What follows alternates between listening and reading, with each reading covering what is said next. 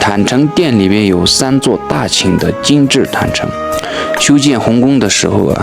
此殿是达赖喇嘛的卧室之一，名字叫平措圭巴。1741年，七世达赖喇嘛塑造密集金刚和乐圣大卫的3尊姓氏神像，供奉于此殿，后来改名为列拉康。东面是乐圣坛城中间是密集金刚坛城，西面是大威德坛城。乾隆皇帝听说拉萨修建姓氏坛城，在1752年为3座姓氏坛城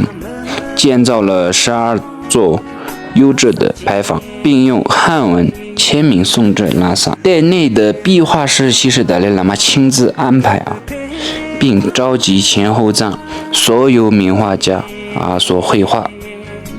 壁画的主要内容是从南壁向北壁的中心部位是释迦牟尼像和印度金刚座，右边是普陀罗山和观音菩萨托海而出的行径，上面是五台山、北京故宫。东南角是16贡献天女，旁边是拉萨哲蚌寺佛塔，还有香巴拉大军战败未开化人的场面。北壁自东起是萨迦寺和噶举派主要上师八思巴等传记壁画。印度金刚座壁画的左边是乌藏那古现在叫阿富汗和胜乐金刚自成佛殿，还有香巴拉市容。下面是蒙古、西藏的薛克杰寺、拉萨布达拉宫、塞拉寺、瑞真寺、哲蚌寺、甘丁寺、扎西伦布寺等壁画。